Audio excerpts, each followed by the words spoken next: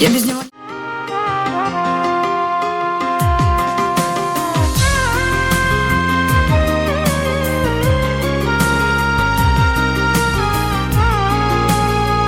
Qo'siq No'xat Uz Telegram kanali Namiteda. Daryolar tog'lardan sağa alğanday, sizler mening navkar sag'am bo'lgansız. Bala kunlarimda atgan tanglarday, ömrüm quyoshim panam bo'lgansız.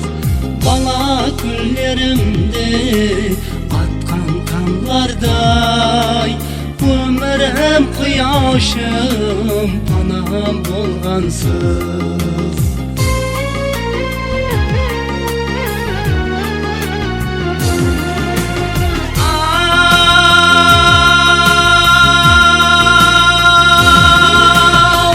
Rahmet ustozlar, rahmetler sizge. Berhaman nur javsan qadimingizga.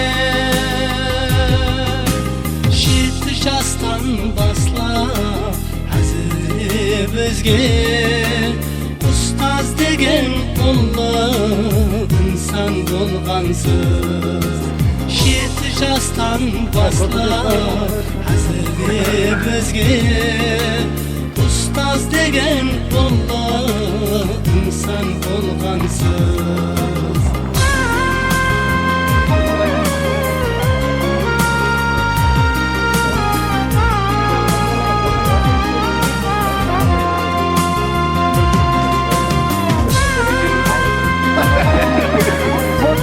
Hadi al neden?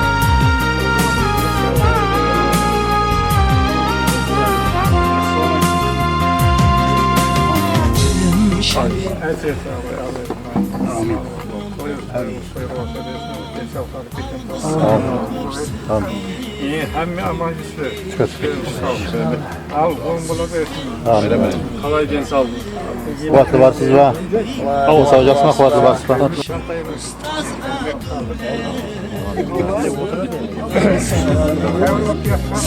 Arkadaşlar karızılık vardı da oturan mısın?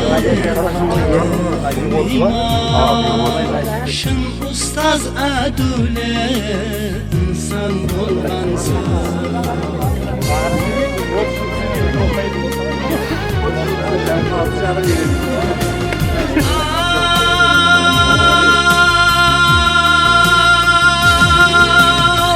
Rahmet ustozlar, rahmetler sizge. Berhaman nur javsan qadimingizga. Shit jastan baslab hazir bizga. Ustoz degan ulug' inson bo'lgansız. Shit jastan baslab hazir bizga. Ustoz degan ulug' inson bo'lgansız. Ömrüm quyoshim panam bo'lgansız.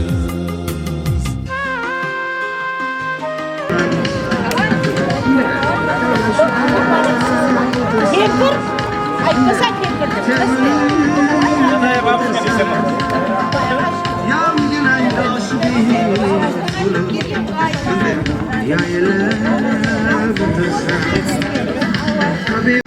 Habibim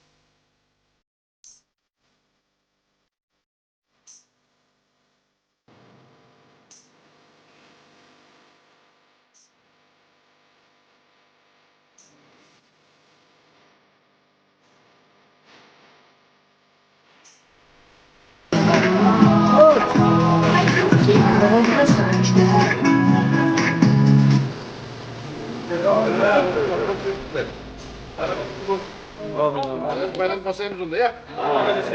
Teşekkür ederim.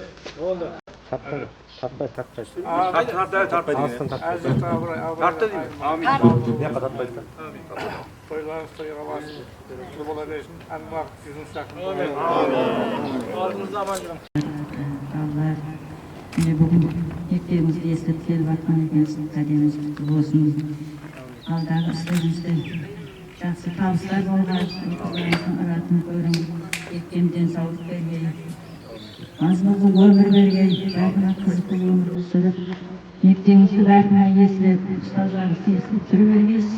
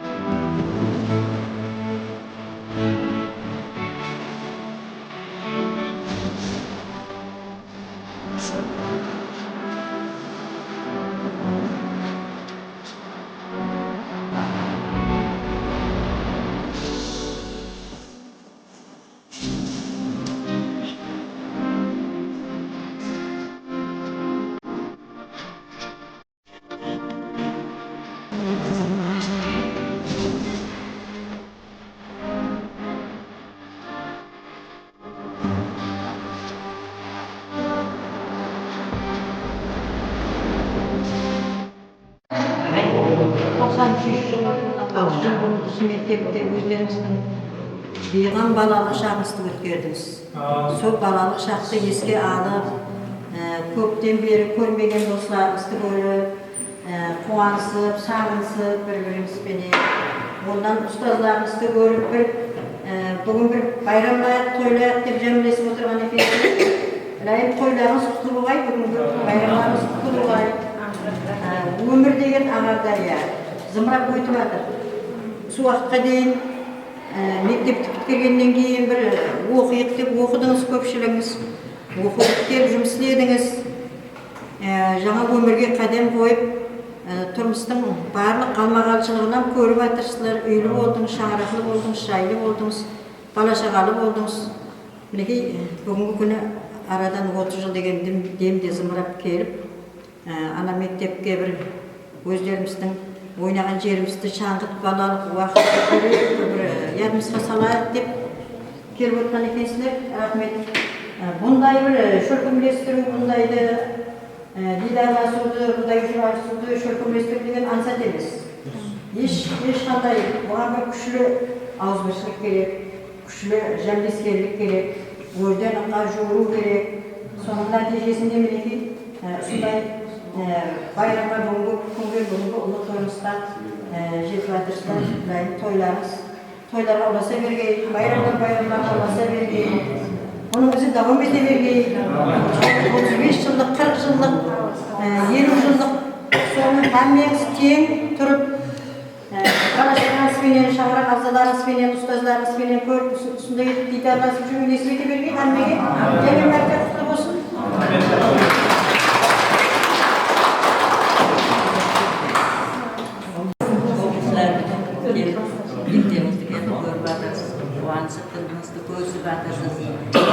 Қуанышlarınız беккін бола бергей. Ендігі жағында да қарынасыңыз беккін болып, мектебімізден хабар алып тұрып, ұстаздарыңызға сәлем беріп тұрып, тұрмыста түрлі машғалалар болады, мектептен ұмытасыз арасында. Өмір тәшвіші дейді, қожалық тәшвіші дейді. Енді балалар ерлеткеннен кейін баяғы мектебіміз бар екен деп ядыға түседі. Ядыға түсіп келгендеріңіз үшін рахмет. Сіздерге бекем денсаулықпенен, ауызбіршілік тілеймін. Бір мазмұнды өмір беріп, қызықты өмір сүре бергейсіз. Ауызбіршілікпенен қайтарып, көрісіп тұрып, мектепке келіп тұрып, ұстаздарыңызға сәлем беріп.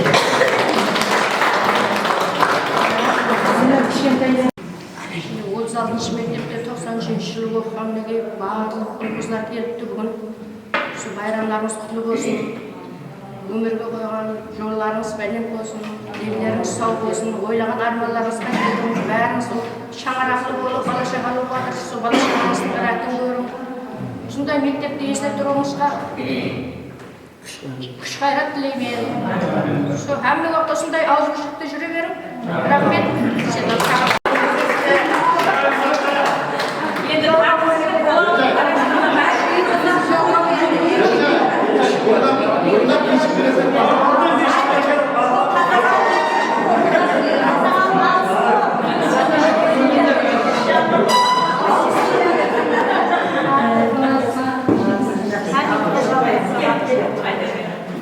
Әлсейді абырайдан айырмай, амандық болғай, еліміз тыныштық болғай.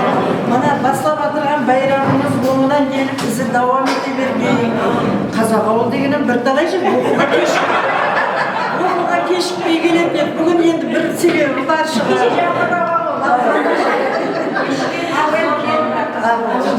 Байрамымыз байрам қаласа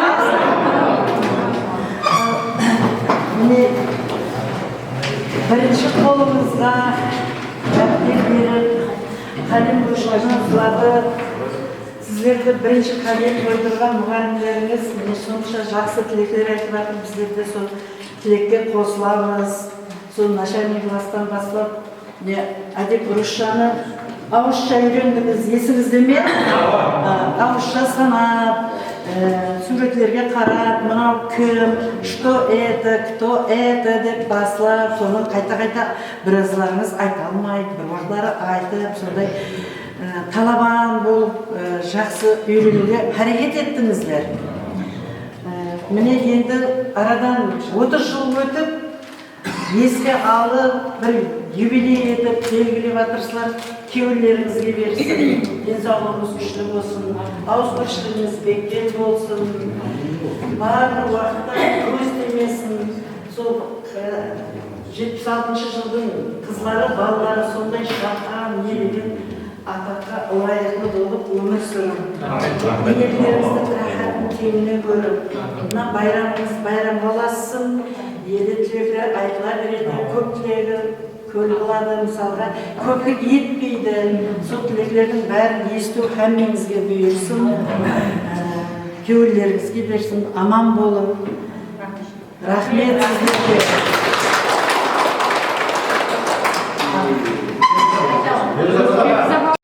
Мен ұлыс апамыз мен айтып атырыпты, менің класс ұрығым. Сіздер ақылық. Сондай жақсы оқушылар, шаққан оқушылар болды. Енді біразын танып, біразын танымай атырмыз. Көп жылдар өтті. Мен көп мектеплерде оқыттым, араластырып атырман да енді. Шынбайда 8 жыл мұғалім болдым, Бедап мектепте, Нөксте 39-шы мектепте 4 жыл оқыттым, Тахеташта болдым, қазір Тахеташтаман да. Енді сондай жақсы күнімізге шақырып атырған екенсіз, рахмет. Мен 30 жыл деп хайран қаппан. Бұл қайсы 30 жыл? Бірінші класстан бері ме деп ойлап қоямын да, өзім сіздерді еле кішкентай көріп. Оң болсын Құдайым 30 жылдықларыңыз, сондай жақсы юбилей жасыларға жеткері, 4 көз түгел, аман жүрем, бала шағаңызбенен. Әммеңіз үйлі жайлы семьялы болдыңыз, солардың ратын көрім, бала бағып, бала оқытып, ұстазлардың қадіріне, ата-ананың қадіріне жетіп жүре берің. Енді қазір міне өзім толық еслеп жатырмын, енді еслеп жатырмын. Үйіміздің тәшуші, менің тәшуші дейді ғой, бала шағаң, сонымен ұмытасаң көп затты. Енді көрген ақыларды еслеп жатырмыз. Әмеңіз үлкен, жас үлкен семья басшы болыпсыз. Дайым сол семьяларыңызда жақсы ниет, жақсы көрі болсын. Осындай басыңыз бірігіп, ауызбіршілікпен қатынасып, қуанып жүре берің. Өмірде қалатын заттың өзі ұсы. Есіңізде қалатын нәрседе ұсы. Өзі адамның өмірі деген тез өтеді екен. Әсіресе үлкейгеннен кейін тез өткен білмей қаласың. Кішкен жаңалықтар тәшвишпенен жүресің етіп. Әйтеуір бұл күндерге жеткергеніне шүкір, аман жүріп, денлеріңіз сау болсын, сондай жақсы күндерге жетіп, қуанысып жүре берің.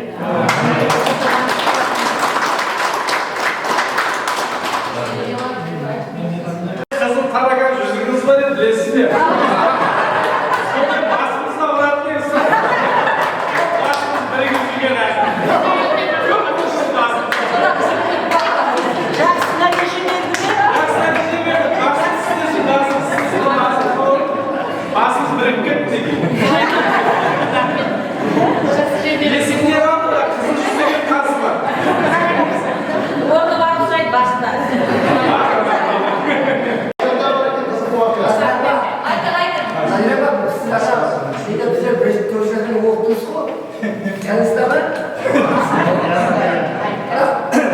Балалар işe kimge alıptı, boğacak işkede. Ballar tatile müştatır kol tuttu ama köyün ballarında. Siz kim kaldınız? Siz bu arada. Yadırsta mısın?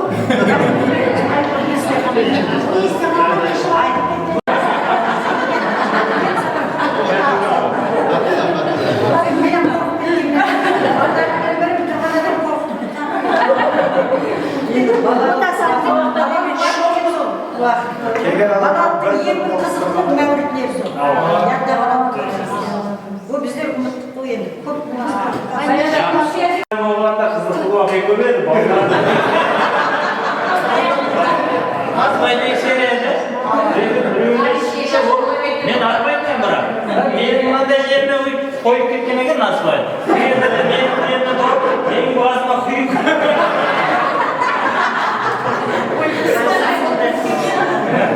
Менің басым болмайды.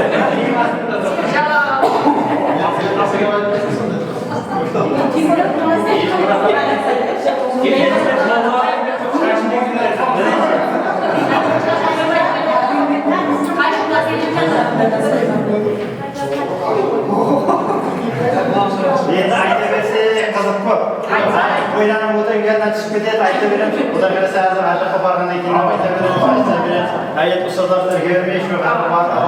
Yaşlı günlerden tepkilerini yiyor.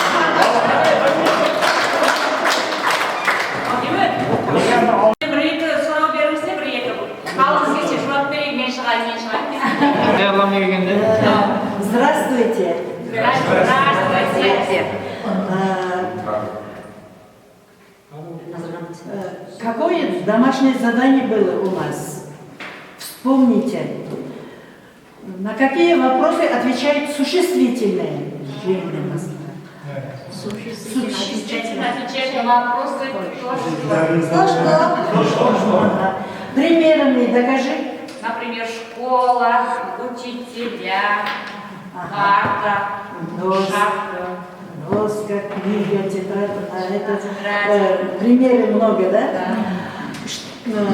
На какие вопросы отвечают сказуемые? Сказуемые. Что делать, что делать? Что делать?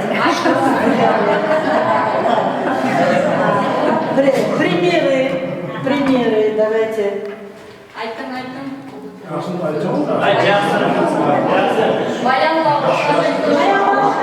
Птицы поют, например. Стишки. Давайте выразительно прочитать. Полет с ума аукает, мохнатый лес полухи, со звоном сосняка, кругом столбы глубокой, в серии облака, под гору метелица, ковром шелковым стеться.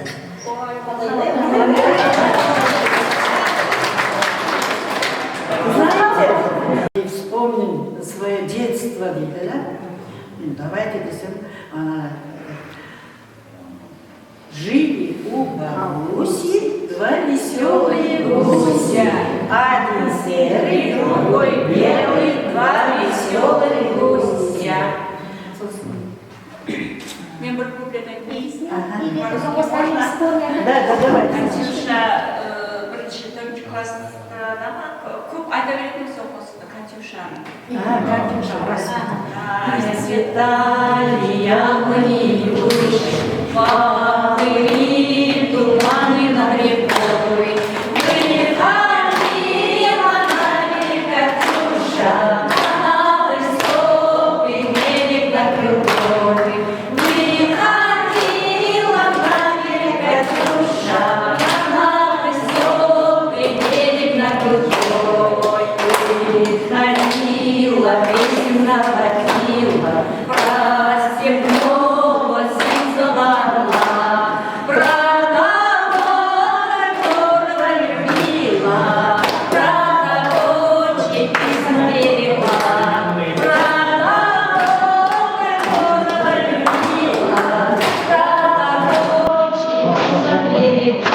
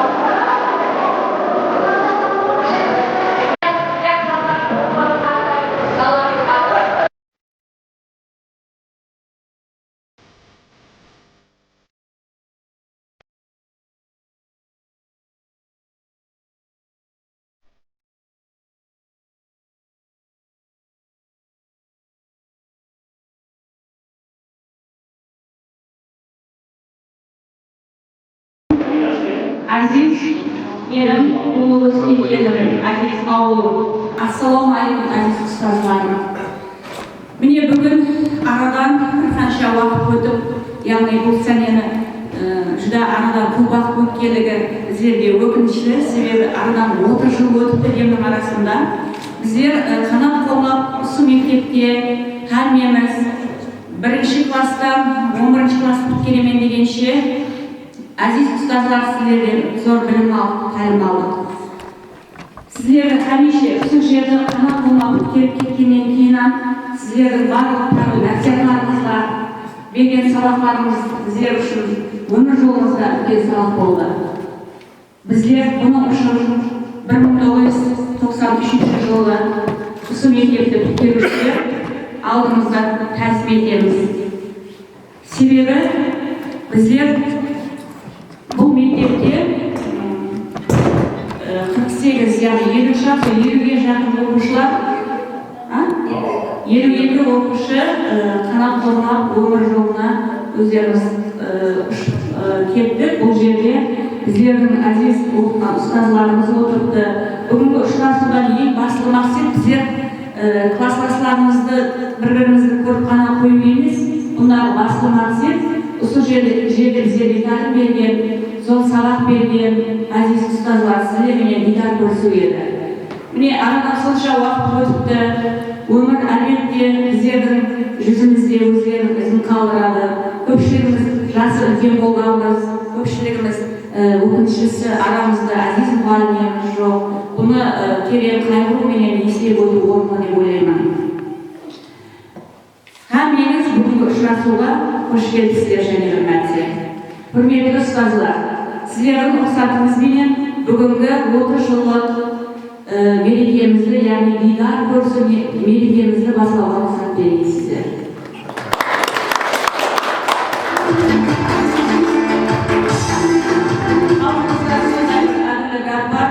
O'tganlar premierliyor, o ulkan armiz. Shu yerda birinchi bezakda aramizda bo'lganda qanday yaxshi bo'lar edi. Biroq umrdan ertalab ketgan marhum ustozlarni birinchi bezakda hamda marhum qator o'zimiz bilan birga o'qigan do'stlarimizning adini atab o'tib o'rni deb o'ylayman birinchi navbatda. Marhum ustozlarimizdan boshlaymiz. Hurmatli Abdujamilov Kamijon og'amiz. Ağamız bizlerden umr birinchi klaslarda o'qigan bolalarimiz. Muhandib Qalbayaga, Isrof Yaxpayaga, Berbish Uzbegenaga, Qalif Alabegenaga, Davlet Umarov Qarabayaga, Ayımbek Sasimbayaga, Nazim Жалғасаға, Қалбаев Мақседаға класбашы болған уақытында, Қожанов Мақседағаны, Бекдуллаев Көбесін ағаны, Оразханов Сейдулла ағаны, Өмірбек Есенбаяға, Ұзақов Әлбаяға, Алланиязов Енесбаяға, Ишімбетов Тұрымбет ағаны, Ишжанов Өтеген ағаны, Маткалимов Аймұрат ағаларды, сондай-ақ Ашырбекова Алмахан апамызды, Тәжмұратова Бағда апамызды, Аякова Гүлсхан апа біздердің класбашымызды, Байниязова Генжбеке апаларды, сондай-ақ мархум достарымызды, Өтешев Қайрулла, Нағметуллаев Дауыт, Жұманов Рүстем, 11-ші класқа шыққан бірге ойнап өскен Қожаназарова Зипана, Шайхназарова пердегілерді керек қайғыру менен еске алып, 1 минут құрмет көрсетуіңізді сұрамын.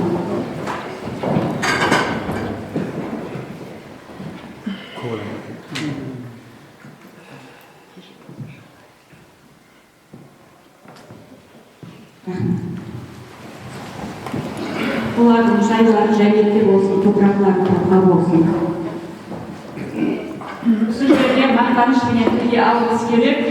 Бүгін осындай дидар ұшырасуға біз көптен бері ойластық, мұғалімдерді көруіміз керек, келу керек. Кімнің бір жағдайы болар, кімнің бір денсаулығы болар, бірақ бәрібір біздер бұл әділ ұстаздарды көруіміз керек. Олармен ұшырасуымыз керек деген нәрсе кеудемізде тұрды. Hürmetli muallimlerimiz, aziz ustazlarımız bugün tribunada oturuptu. Hürmetpenen tilge alып өтемен біздер оқыған уақытымызда hürmetli директорымыз болған Қайпан Қалбек аға келіп отырыпты.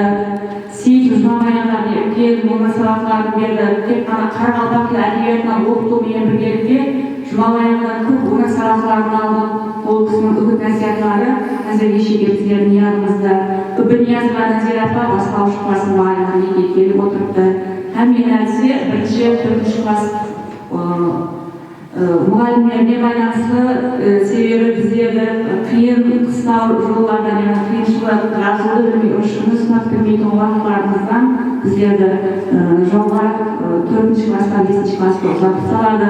Сержан Лазиева апа бастауыш класс мұғаліміміз, Амедова Тамара апа біздерді Тамсал мектебінен келген оқушылар біздерді hamisha ел төртке келсе комиссияларда Тамсалдан келерлер деген атымыз бар. Sonra Tamsaldan деген атпенен біздер бәрі достасып кетті, жақсы көреміз, танымыз бір-біріміздің қадірдің достарымыз. Мен Амедова Тамара апа сізге басымыз жерде екінші тәсіп етеміз. Сіз бір қолдан шықтық біздер, 1-ші класстан, олар 3-ші класс еді, 3-ші классқа шыққан оқытыңыз.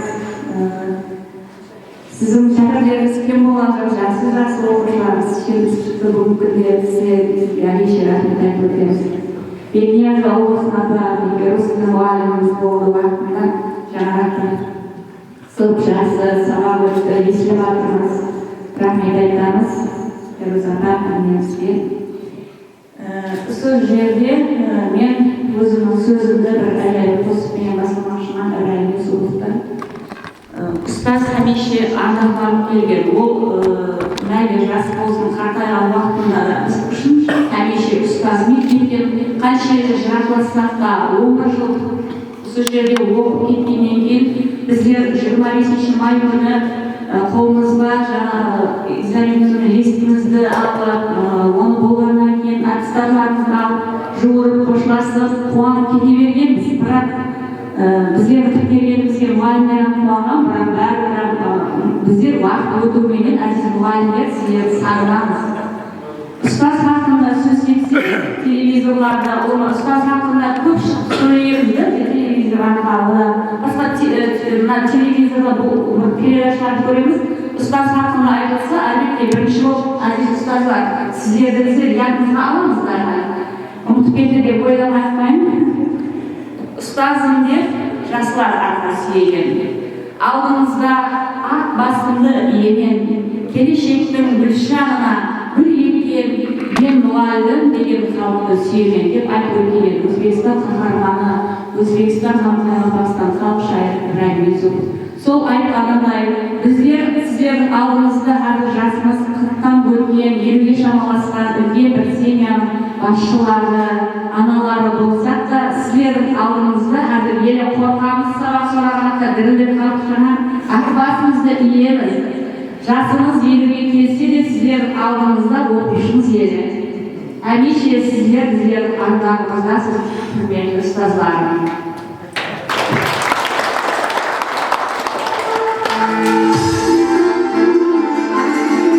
Қазір мен құрметпенен бүгінгі байрам кешесінде бірінші сөзді сол уақытта біздердің құрметті директорымыз болған есеп кеткен Қалыбек ағаны коридорға кетқаннан звонок болса да қорқып қала кетті. Жақсы тәртіпті сақтайтынымыз, біздер үстімекте оқығанымыздан еш өкінбейміз. Рахмет айтамыз hamisha. Қалыбек аға, сізге сөз.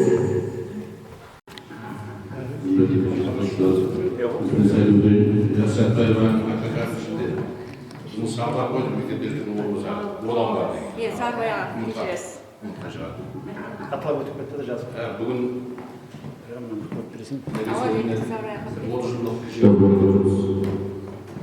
кешеңіз құтты болсын. Әмеміз бірге жақсылық түрлейміз.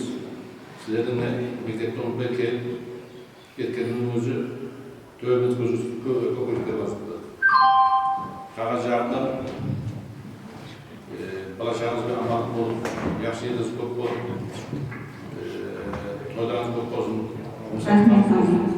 Ұстаздардың отырғылардан келешекте алдында сіздерде семьясында көп жағдайлар тілеймін, бақыт тілеймін, елім көбірек жасай берсін сіздердің 80 жылыңа көзім бар.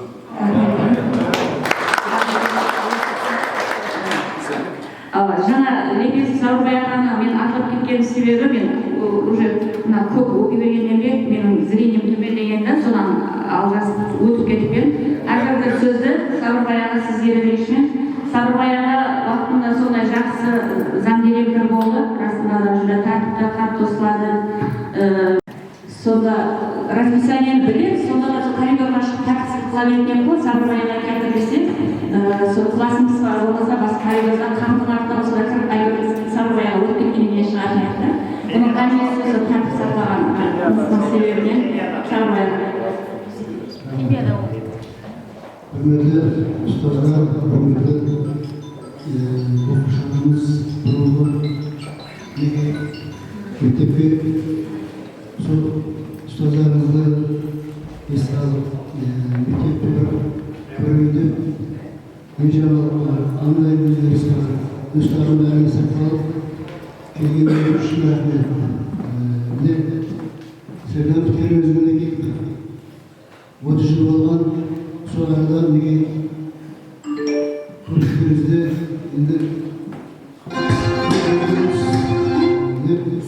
ben zaten şahratlı yesi bozulması söz sizlerin ne mektup etvatın bu canlılarımız yani sağlarımız var yani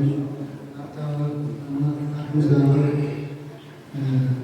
isimgen panyeler Bunu sudan panyeler juda yaxsılardan mektep işimiz başka sağlarımız rahmet olsun için ne endi şu bayramlarınız kutlu olsun. Allah canına sizlerge şahratlarınızı almalı. Жұмыстарыңызды табыс. Мен алла үйренген сол бәріміздің түгел өткенге тілектесіңіз тілеймін. Рахмет. Рахмет Сарыбайға. Сіздің оқып сізге шаршамаңыз. Ендігі сөз дәуетін Зиора Фана бермек.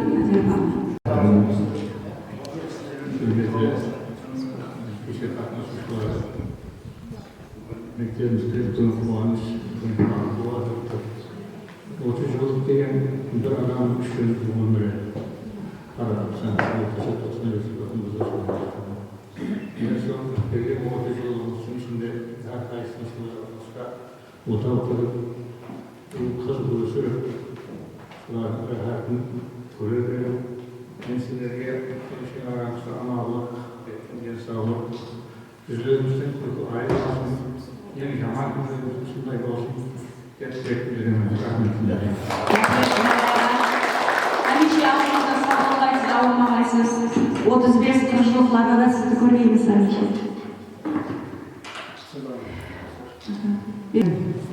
Okçularım, ularım, kızlarım. Çekirger ayında kalp bilimlerinde bölümüne karşıda nömür 4. bir mektebinde May ayı bolğanı verip günde bayram günde toy oldu. Bugünkü bayram Cenevler'de kutluğay. Toylar olasılay, bayramlar olasılay.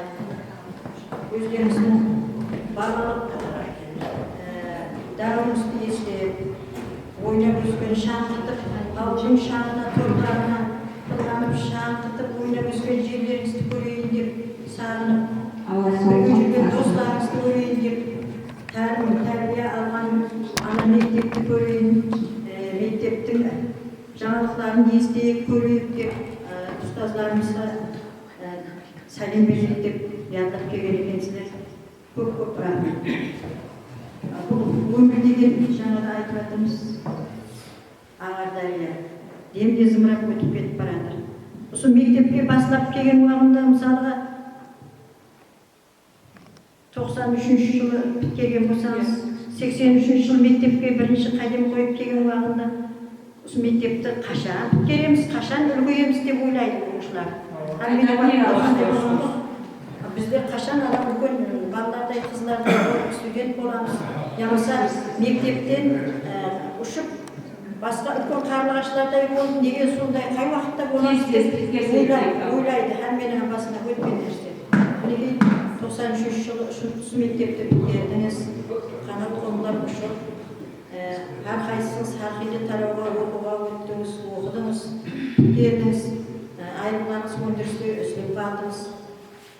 Енді арадан ондан оқуды бітірген соң жұмыс істейік, шаңырақты болайық, үйлі болайық, жайлы болайық деп өмірдің барлық ташушыларын басыңыздан өттеріп, Aradan 30 жыл өткеннен кейін қайта оралып жатырсыздар мектепке. 30 жыл деген бір әней жыл емес, былайша қарағанда. Аз да емес, көп те емес 30 жыл деген. Ойлап қарасам, сол 30 жылдан өткен, қанмеде сіздер де біздер де білмей қалдық. Мінекей демде 30 жыл болған екен. Райым, бұндай байрамдар давам ете берсін. 35 жылдық, 40 жылдық байрамдар давам ете бергей. Денлеріңіз сау болғайын, өмір жастарыңыз ұзақ болғайын, несібелеріңіз мол болғайын, бала шағаңыз алдыңызда шаңырақ ағзаларыңыз алдыңызда аман болып, төрт көз түгіл жинаған тергелеріңіз, жақсы күндеріңіз келген, мәз болып, ата-ана болып, алдыңыз қыз ұзаттыңыз, келін сөйін деп тұрыз, сол бақытлы ата-ана болып жүре бергейсіз.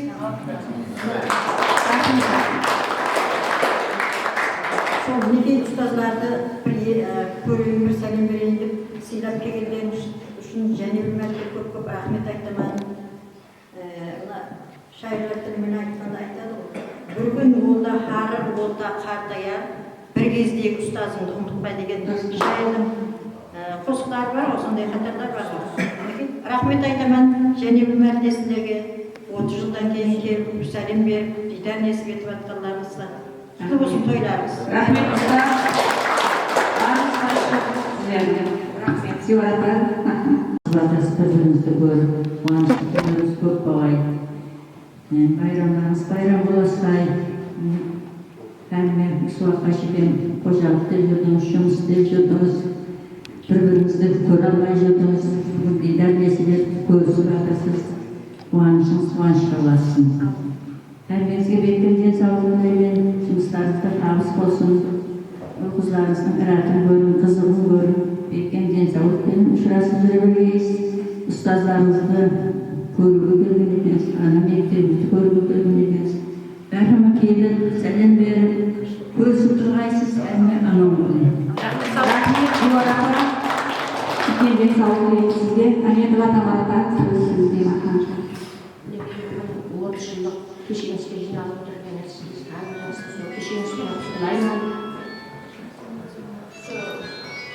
30 жыл ішінде қандай армандарыңыз орындалсын, қалған жағында да орындалсын, әрбіріңізді шаңырақтарыңызды аманып, жұмыстарыңызды қарып, әр жолы осындай табыстарға ерісіп, ұстазларды сыйлағаныңызға рахмет. Ендігі бір 80 жылдықтарыңызды да ұшырыста беріңіз. Аумин, Ассаламу алейкум, қадірлі оқушыларымыз. Бүгін дидар несіп етіп, ана мектебімізге келіп, ұстазларды хүрметтің жайына қойып, келіп отырған екенсіздер, кеуілеріңізге берсін, денсаулығыңыз күшті болсын, ауызбіршілігіңіз бекем болсын. Осындай байрамға шөлкөмесу бір үйдің заты емес бұл. Тек үйде папа менен мама шөлкөместіріп, қалғанлар жуырып жортатығында айтқанын сілер. Әммеңіз ауызбіршілікпенен осындай ана мектебімізді сыйлап, ұстазларды сыйлап, сәлем берейік, бір майдан болса да өткен кеткенді еске алып, сондай кешелерде ұшырасып давам ете берсін. Оған тілектеспен, күнімененге айтылған үлкен ұстазларымыздың тілектері де қабыл болсын, мен қосыламын. Сіздерге де сондай жақсы тілектерің көп. Құдай Тағала қандай жақсы ниет еткен болсаңыз, сол Құдай Тағала нұрын жаусын сіздерге, нұрын жаудырсын. Бала шағаңыздың рахатын жұбыңызбенен тең көрін. Барлық уақытта жақсы күнде көрсек, еліміз тыныштық болсын, тоқшылық болсын, диқаншылығымызда молшылық, суымызда да тасқын болсын. Байрам байрамға бассын, жалғаса берсін. Кейінгі жылғы юбилейлерімізді құрақ әлесен әмеңізді дидар көрмесілерді Аллаға сұранып қалады сізге Емратаға. Өмірдің әртүрлі жоллары хақында, әртүрлі хақында біздер Емратағаны көрсек, қорқатынамен, қуанатынамен бұл ағамыздың сабағын асығыстықпен өткенде. Дидар сондай тәртіпті сақлайтын еді. Келе сала сабақ өтпейтін еді, сіз парталар дұрыс тұрып па, балалар шашыңыз алынған ба, қызлар галстуктеріңіз ямаса жағаларыңыз түсірілгенде ұстап отыр. Бұл бүгінгі күнде біздің өмірімізде өзіміздің алдымызға қайтып келді деген sizdey ustaz bo'lib, jolingizda bo'lib, endi sizlar takrorlarimiz shashirni oldimda, Ruslan bo'ldi, Ruslan Ruslan qo'ydi. Ularni ustozlar juda qiyin, har darajada ham so'ng ishingizsiz, ham saboq berib ulgurasiz sizlarga, ham tarbiya berib ulgurasiz. Menimcha Qoraqalpog'istonda men o'z so'zimdan aytayapman, mening fikrim. Yetili eng yaxshi as yo'q muallim bizning mamlakatda. Bizga eng yaxshi ordenlarning birini Respublikasi Qoraqalpog'istonga belgili ordenlarni, O'zbekistonga belgili ordenlarni hammasi konferensiya institutsiyasi. Assalomu alaykum, hurmatli shogirdlarim. Mana bugungi kechani sho'rlashtirgan so'zlashishimizga yigitlarga xizmat qilgan rahmat, oldimizga rahmat. Bugun ulkan quvonchga bo'lindik. O'qishdan keyin sizlar bilan ko'rsatamiz. Bizlar ham quvonchimiz. Sizlar o'qigan davrda maktabimizning eng talantli, eng belgili muallimlari saboq berdi. Sizlar ularga saboq olgan, tajriba olgan eng o'rgatli shogirdlarimiz bo'lib hisoblanasizlar. O davrda bizni hurmatdan eslaymiz. Endi hammasi yuzimizda emas, albatta, biroq men 1987 yilga keldim. O'zim 1987 yilga kelgan bo'lsam, 5 yil boshqa yurdim. 87 yilda eng birinchi saboq bergan klasim shu klass hisoblanadi. Bir samolyotda ekskursiya qilgan o'sharman, ularga shunday Toshkentga. Umuman qiziq davrlarimiz bizga qoldi, biroq oldinda o'g'lim bo'lmaydi. Sog'liqni chekkan bo'lsin. Shuning uchun ham O'zbekiston xalq muallimlari, yuqori ixtiyorar muallimlar chiqaversin. Shuning uchun ham Qoraqalpog'istonda belgili, O'zbekistonda belgili el azamatlar chiqsin. Qarashlar, yurishlar, shaxsiy kishilarga to'g'ri so'z, ulkan quvonch bilan o'tirib kelishdi. Kiyadamazsan. Bir sabah var edi, hammasi o'sha vaqtda kutamiz. Hammasi solay qarab yuguramiz. Qayerga? Sport zalga. Sizlarga eng yaxshi ko'rgan sabaqlarimiz istiqora sabaqlar, formalarni kiyib, hammasi solay qarab sport zalga, rasmini dalaga qarab yuguradi. Hurmatli ustoz, o'tiribdi sizlarga. Jamila so'z sizga.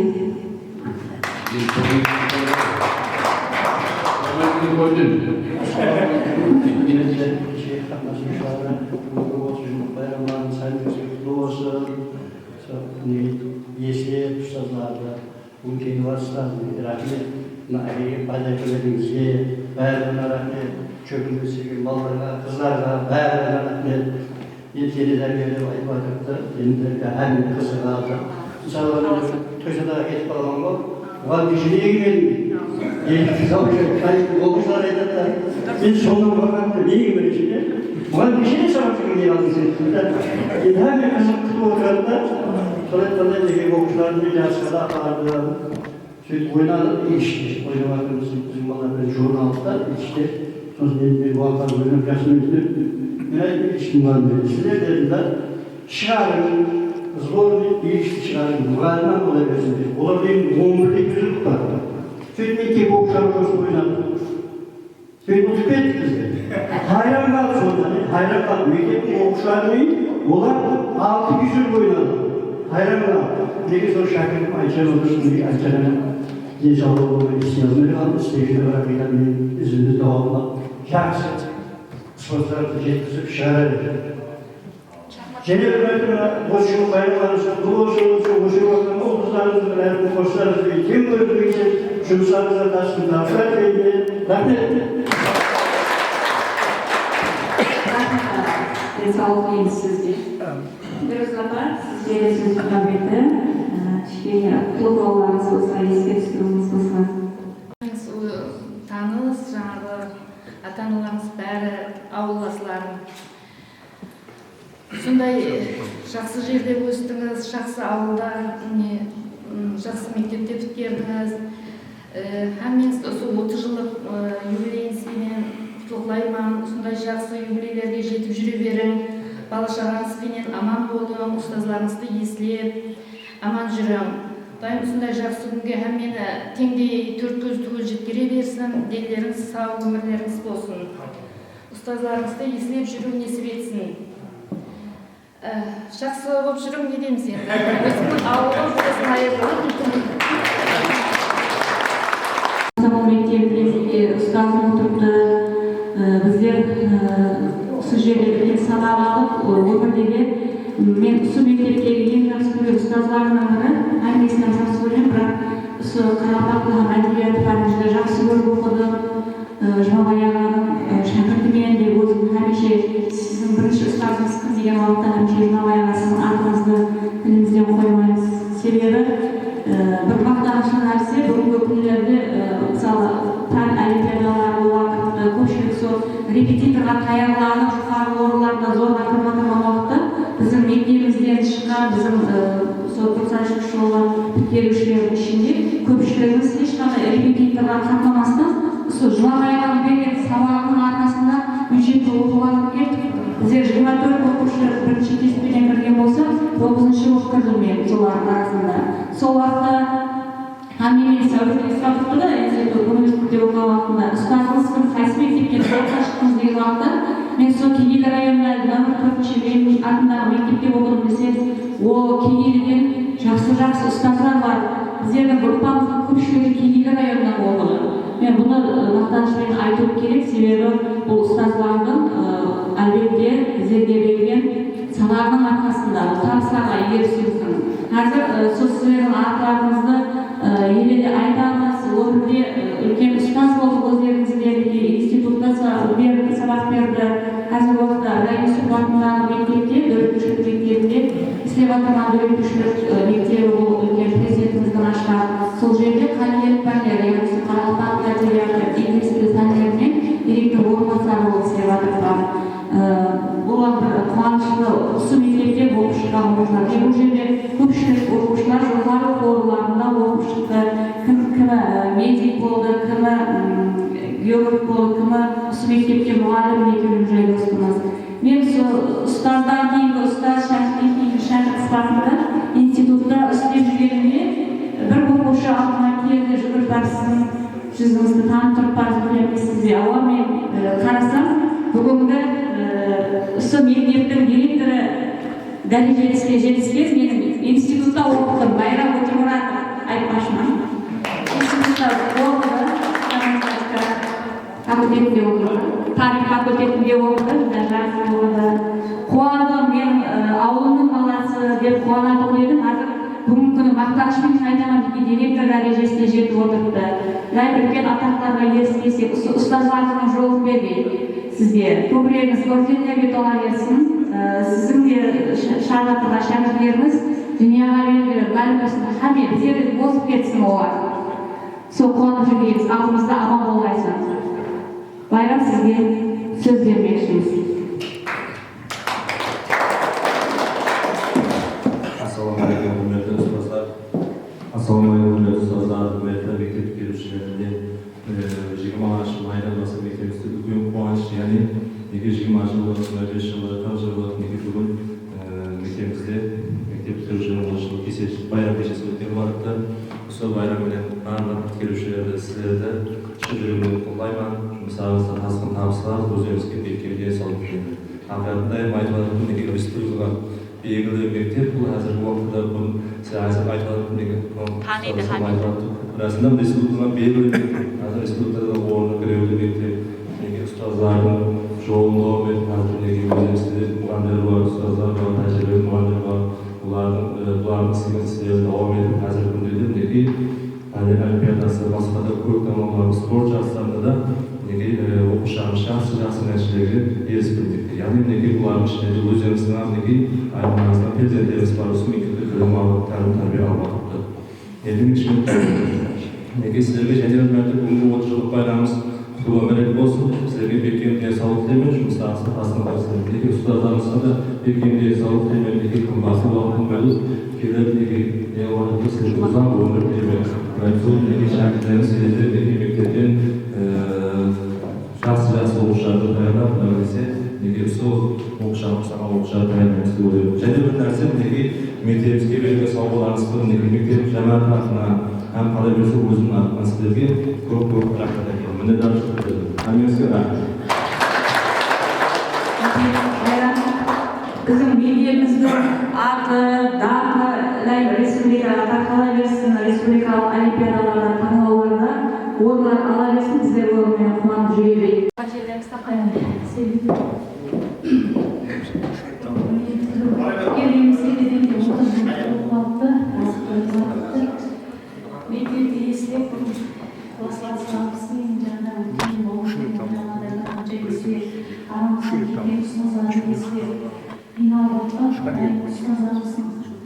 Şapkan diyor, жарық болсын, соғылар азат болсын, молдың ясын берсін, әрмеше тәжірибеден сұлтандарымызға естігеніміз әрмеше бағдарламаны, ұстанымын естігеніміз естігеніміз алдын айтыс болған.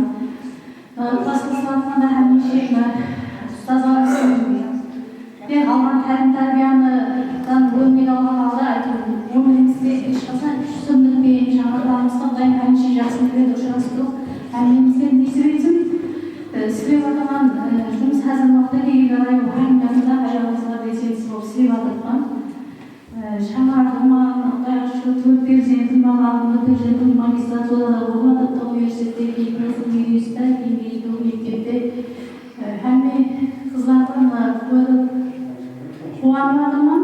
Байым сол қандасымыздың алды болсын, әмеше сондай жақсы сондай шешелерді ұшырасып естіп етсін, ұстаздарымыз аман болсын, Құдайым шаршамай Сөмітпен шәкірттердің перзенттерін тек жақсы көре қойып естіп етсін.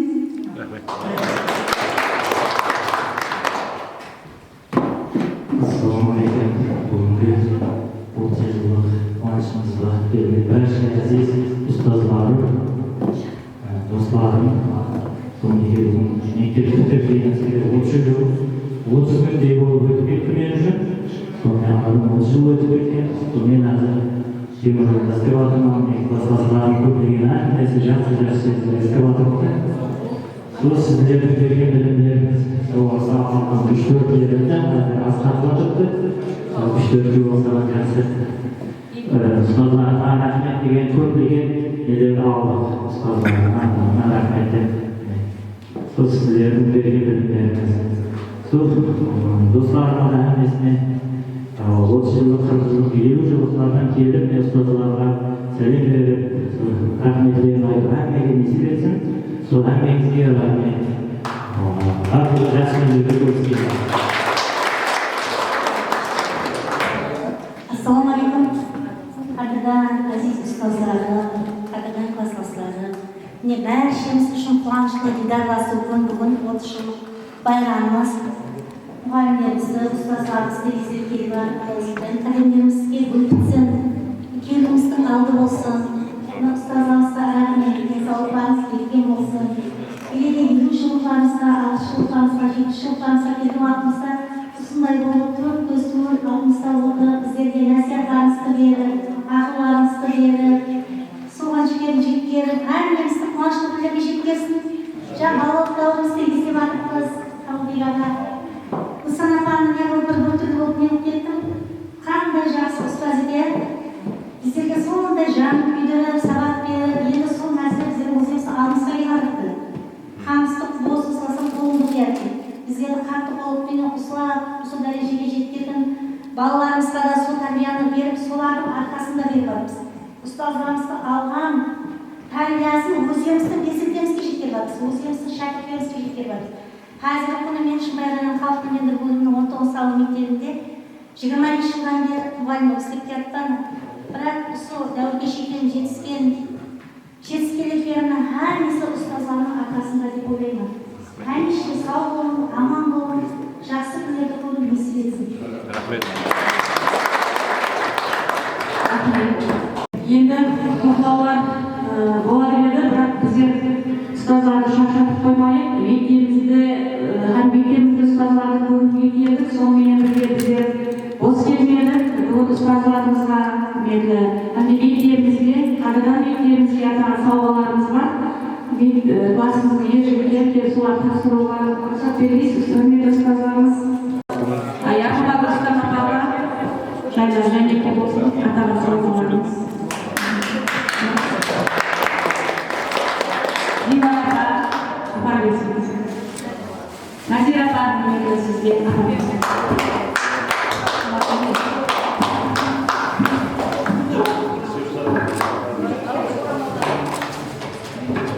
Қалбай мақсатыға.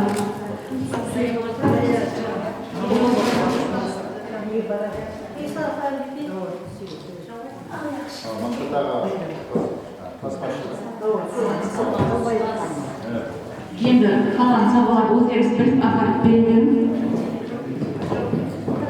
Құрметті ұстаздарымыз, сіздердің кішкене сауалдарыңызды қабыл етесіз, бір құрметтеп жасалайсыз. Құда қаласа, келесі шығармаларда сіздермен жақсы дидар берсіз, жақсы күндеріңізде ұштастаймыз. Ақылыңызда аман болғайсыз. Қыздар отбасылар.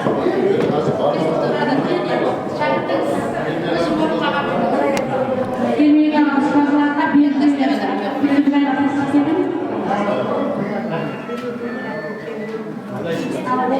қосып Байрам, директор Байрам.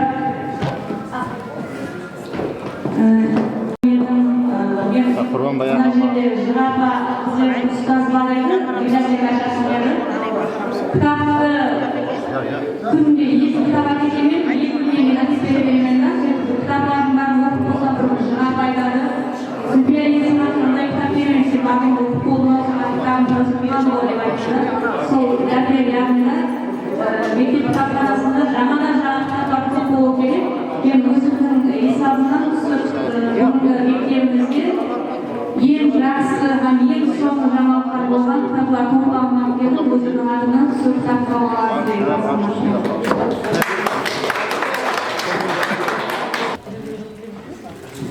Мектеп кітапханасына. Рахмет.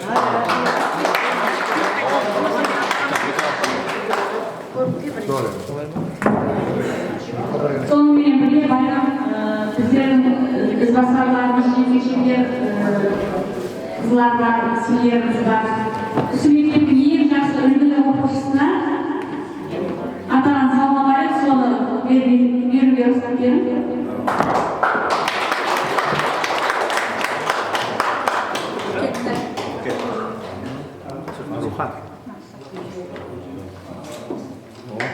Бұл пакетте біздердің райымыздың ізбасарларының, яғни мектеп оқушыларының өздері жазған қосылары Сверной Қазадан, менің редакторлауымда жақында баспадан шықты 2022 жылы 300 нұсқада Қазадан және оның екінші томы 500 нұсқада Қазадан басқышылар шықты. Әлбетте оқисыз, жүзді жақсы кітап, Құда қаласа келешекте жоғары оқу орындарына кіріп бюджетпенен осы 54 атындағы мектепті біз әзір есіммен атамаймыз, біздерге бәрі 54.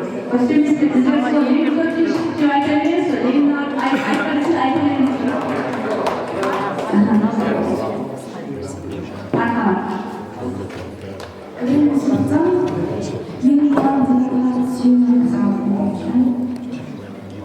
Жазылы бәрі шеке барған, ұстазы тексеріп арқасымен, халық екеуінің көріп мен оған деген хақты сенен, һәм егерден ақылы һәм білімді.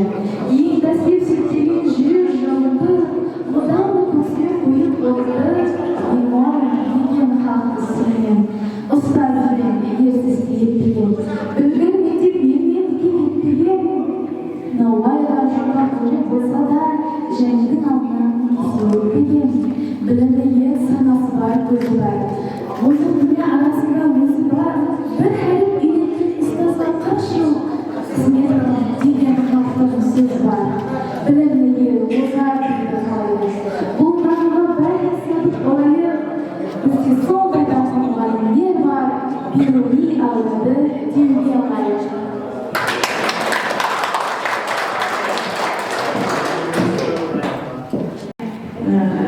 Үлкен елдердің басында әлемді адам алдандырған мақсатына әлбетте жетсе де біздер жасында мен оқығанда жақында мен оқып сен қайта сен kişiler vayenli bolaman demeye de vayenli niyetine jettir dedi. So, bugünkü şurasında şuna kalmışsınız. Nasıl olamadı böyle? Boğulmaya. Mine bugün bugün buluşuş oldu yani koyman uzmanlar sinema ustazlara bugün rahmet sözlerine sunucu matematik geçişini şurası ben şu finansımız bu iş kaçar aramasınız ağzınıza alarak gönderin olay versin ben şu şahsi oluşu söyleyip ustazlar bunun tersini rahmet.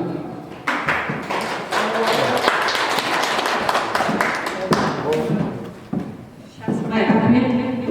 Buraya şukat organlarını kalabilsin. Şukat alt olun var. Saat hizmet. O'zbekiston qahramoni bo'lasizlar. Endi shu yerda menga hurmatli ustozlarimizga atagan ishlar savollarimiz kelgan muallimimiz bor edi. Bu savollarni suyunmaydigan do'stimiz Kerimjoyga tashlab ketamiz. O'zi hurmatli joyini qo'yib. 30 yıllık bir vatansı olsun, Türkiye'de annesi yapılmış olsun. Her vaktinde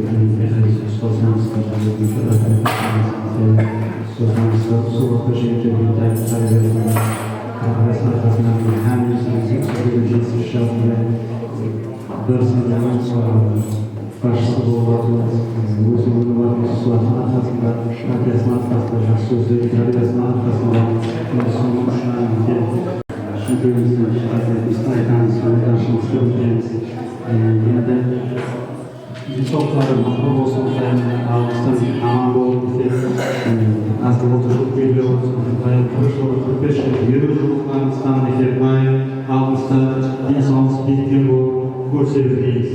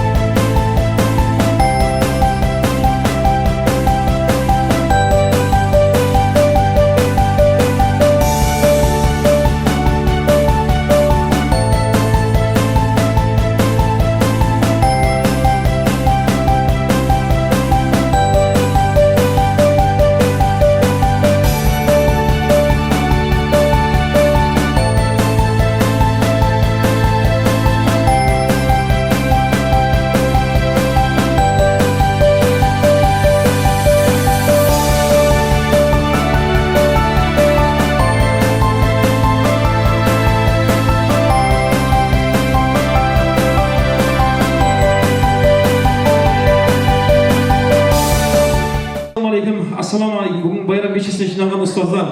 Hem de bayram geçesine gidelim. Ne kadar da bırak, ne kadar da. Biz niyette okuşlar durdu da. Bugün ne Karabağ Respublikası, sonun içinde Kegeyli rayonu. Allah Teala'nın nazar ettiği toprak hasıl. Ne Kıybeş Bilatında ullu kuvanış, ullu toy desegen buladı mı? Mine 4. mektep, Lenin adındağı burungu 4. mekteptin mektep bitirgenine 30 yıl tolup bugünkü үлкен etip bayram şölkülmestiri vardı deydi. Sol aytkanday birinci okuna bayram şölkülmestiri vatkan bayram geçesinin iyelerin kol şabatol arasında muzikalarla kutub alamiz. Marhamat qara. Qara. Şabalaq bu yoqqa turaylik, biz chetda. Şabalaq bu yoqqa qara. Şabalaq qara.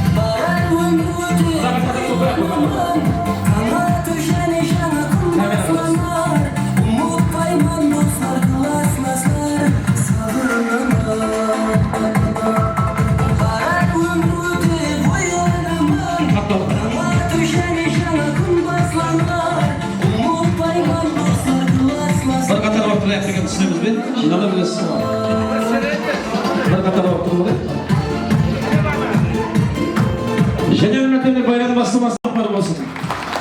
Bütün bayramlar kutlu olsun başlıyor. Және ümmet assalamu aleykum hürmetli imanlar. Bugün Kıybeş Bilatında 4. mektepte үлкен қуаныш, dünya жүзі бойлап 25 май дейді. Үлкен қуаныш. Біреулер ақылықларын, біреулер перзенттерін 1. классқа қадем бастырса, кеше ғана біреулер 11. класты біткеріп, қарғашыларымыз қанат жайып ады, құдайымызға біткеріп атқан ұл қыздарымыз болса, үлкен оқуларға бюджетке кіріп кетсін дейміз. 1. классқа қатеп тасып атқан перзенттеріміз білімді, ілімді бір елге пайдасы тиген деген салдар болсын. Енді өздерімізге қайтып өтсек, 1900 ауылда 76 жылы туылып, 1982-83 жылы 1. классқа 4. мектепке қадем қойған оқушылар.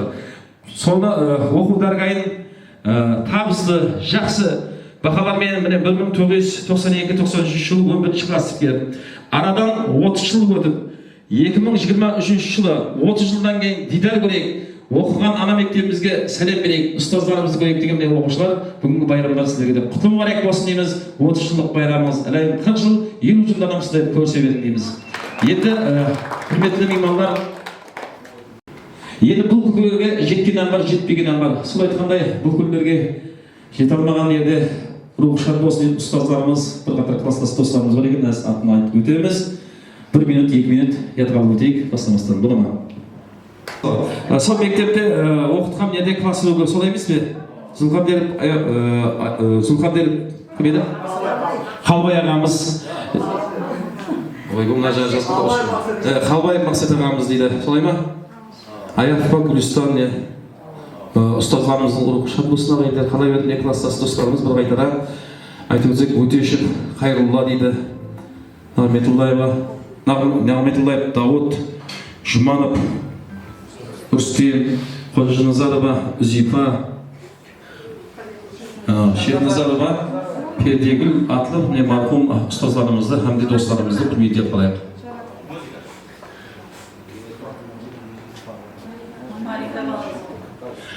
Рахмет, сау болыңыз, саламатты болыңдар. Енді міне әлбетте бүгінгі байрам кешесін ашып беруші ортамызға құрметпен келіп отырған жасыл ұстаздарымызды, мектеп директорларын ортамызға білет етеміз. Бұл жерде осы класты оқытқан 1. класста қадем басып деген атта бұлар ақ қағаздылар, солай емес пе? Соған жазу түсірген ұстазын еді Ниязова Назира апамыз, Сержанова Зигор апамызды қалап еді сол Даргайдың қазіргі уақытта директоры Өтемұратов байрамды ортамызға бүгінгі байрам кешесін ашып беру үшін ортамызға шақырамыз. Сол байрам кешесін ашып болғаннан кейін ашықтып жариялап, һәммені отыруға рұқсат етеді. Мархамат, келе қойыңыз. жасаған үйретсіз әріп оның қызметін болмаса асыға қайтарып дейді. Бұлар білеміз Апажан мектепке қадам қойған атта әр үйдің еркесі, солай ма? Бір қызық уақиғалар болған кейін естіміз. Мархамат, бүгін байрам сізге де құтты болсын. Құда қаласа ертеңгі қыршылықтардан аман болың, сау болың, осындай байрамда осындай оқытқан оқушыларыңыз бұл байрамда сәлем беруге келе берсін дейміз. Мархамат, бүгінгі байрам кешесін ашып берсеңіз.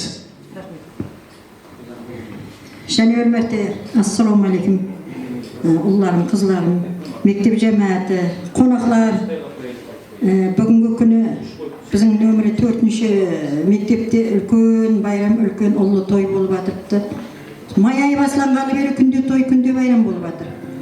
Мінекей, бүгінгі күннің тойы өз алдына бір айрықша 76 жылы туылып, 83 жылы, 82-83 жылы оқу жылы мектепке қадам қойып келген жас нәрестелеріміз оқуға келген уақытында бірінші мәртебе жаңа өмірге қадам атылады.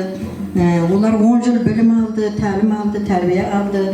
93 жылы мектепті біткеріп, ата-анасының бірінші мәртебе ата-анасының тәрбиесінің арқасында, екінші ұстазларының орталықтың, мектептің тәлім бергеннің, тәрбие бергеннің арқасында осындай дәрежеге жетіп, арадан 30 жыл өткеннен кейін дидарласу несіп етіп отырыпты.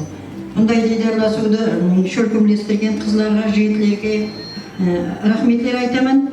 Райым, сау бұғайыз, саламат бұғайыз, қайта-қайта неғыла бермей апайын. Осының өзі, ата-ананың жақсы берген тәрбиесінің арқасында өздеріңіз мектепте һәмменсам жақсы оқыдыңыз. Бәріңсам тәртіплі болдыңыз, айта жүргендей тәртіпсіздік болған жоқ. Мектептегі мұғалімдердің, ұстазлардың жақсы тәрбие бергеннің арқасында мінекей осы дәрежеге келіп отырсыз. Арадан 30 жыл өткеннен кейін мектепте ұмытпай, ұстазларды ядыға салып бір сәлем берейік деп, ойнап өскен жерімізді бір көрісіп, достарымызбенен дидарласып, бір ұшырасып, көрейік, той берейік, байрам өткерейік деп келіп отқандарыңыз үшін жүзде көп рахмет айтамын. Делеріңіз сау болғай, өмір жастарыңыз ұзақ болғай, бала шағаңыз алдыңызда аман болғай, несібелеріңіз мол болып, мінекей осы уақытқа дейін неше бір үш айдан бері ойда ойласық, қырда ойласық, атлан шап болып, өрден ыққа жуырып, минетіңіздің жемісін қазір көріп атырсыздар. Тойларыңыз және өмірде құтлы болғай, байрамларға ұласып, бұл тойның ізі давам ете бергей. Бүгін 30 жылдық болса, 35 жылдық, 40 жылдық, 50 жылдық тойларды беру несіп ете бергей. Төрт көз түгел сүйерде отырған жәмәт, қызлар, жігітлер, жәмәт, біздің мектептің жәмәті һәммесі қатынасу несіп ете бергей, давам ете бергей бұл тойлар. Рахмет, сау болың, саламат болың. Рахмет, шапалақ ұрып қояқ. Біздің еді бірінші класста оқытқан Тамара апамыздан бар екен, Тамара апа, кел. Қайырда? Зибар апа, байрамдар құтылы болсын. Қазір қарасаң, оқытқан оқушыларыңыз өзгеріс бар ма? Әлбетте дейсің, неше жыл өтіп жатыр дейсің? Ауа, солай ма? Әр кәсіптің маманы, әр шаңырақтың иесі, солай ма? Елге пайдасы тиіп жатқан инсандар. Әлбетте, ұстаздық деген үлкен инемен құдық қазғандай, соның жемістерін уақыт өтумен көрсетеді. Сәлем беріп өгенде көреміз дейсің. Ал байрамда сізге де Зибар апа құтылы болсын. Бүгінгі оқытқан оқушыларыңызға, ұстазлар бар, бүгінгі байрам кешесі жиналған бәрше меймандарға жақсы тілейміз. Hürmetler, arayıp kimse, kәрiyip ben. Балалар мені жиналып жатырсыз, 30 жыл өтті деп жатырсыз. Байрамлық келіп жатырсыз мектепті, ұстаздарыңызды hürmetlеп. Байрамыңыз құтлы болсын. Сіздерге бектен денсаулық тілеймін, ауыз біршілік тілеймін. Қызларыңыздың ірәтін көрін, қызығын көрін, жұмыстарыңызда табыс болғай. Бір мазмұрлы өмір беріп, беккен денсаулықтың арқасында бір-біріңізбен көрісіп, мәскіп жүре бергейсіз. Әмеңізді осы байрамыңызбен құттықтаймын. Рахмет. Рахмет, шапалақ болсын. Сау болсын. Ал Тамара апа, қош келіпсіз. Бүгінгі байрам кешесі құтлы болсын сізге де. Бүгінгі байрам иелеріне, ұстаздар, достарыңыз бар, өздеріңіз сол кәсіптестеріңіз бар, бір жақсы тілегіңіз, қош келіпсіз.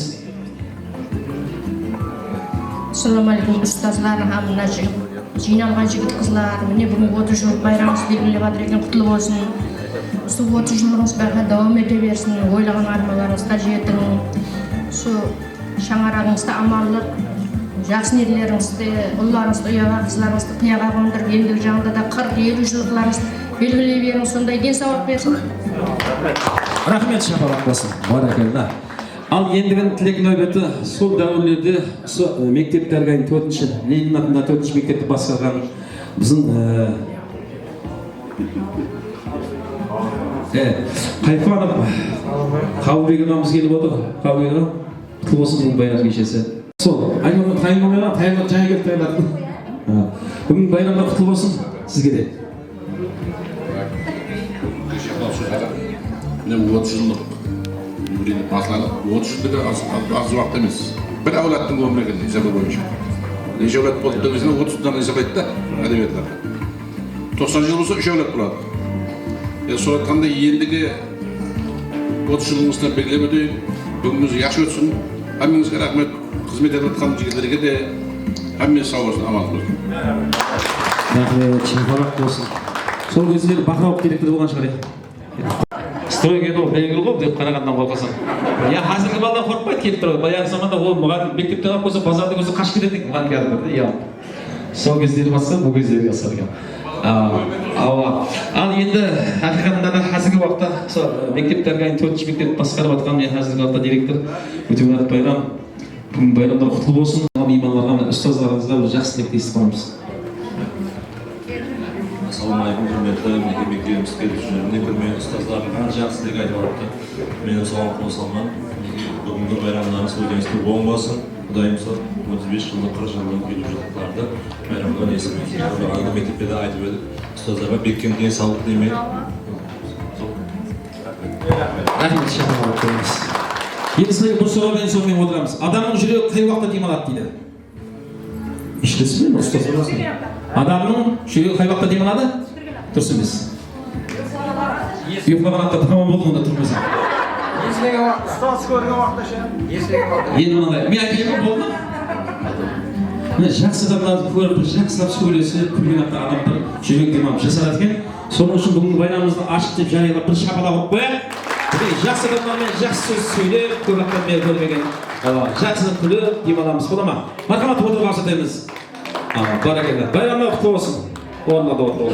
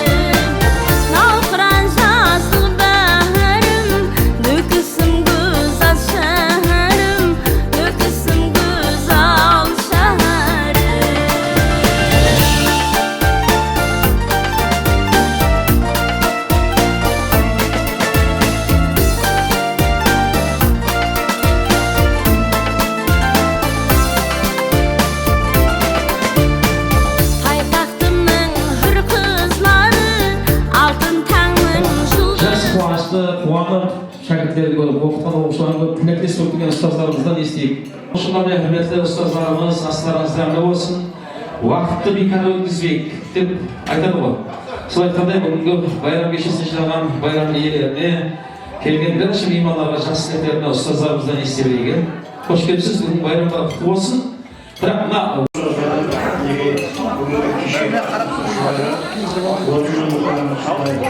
yıllık kutlu olsun. Жұмыстарыңызда табыс болсын. Өшіріп жатқан қыздарыңыз, мұратты қостарыңызбен кең көрін. Hem vakit hiç vakit almayıp жұмыстарыңызда табыс болсын.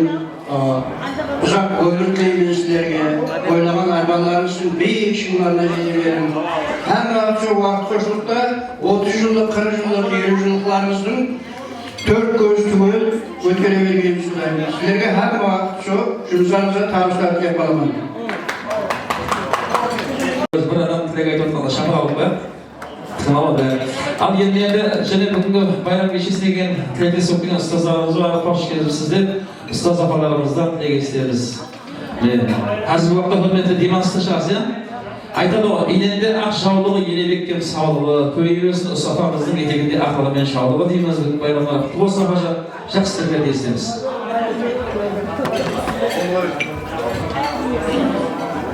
Assalamu alaikum. Şu bugünkü kişinin mihmanları, nömür 4 mektebinin ustazları, okuşlarımız, bugün sizlerin yüreğiniz kutlu olsun, bayramınız olsun, bekleyin en sağlığı, güçlü ağızdaşlığı, ne dileğim olsan son dileklerimizi yedik. Bayramın keyfine ulaşan birisi.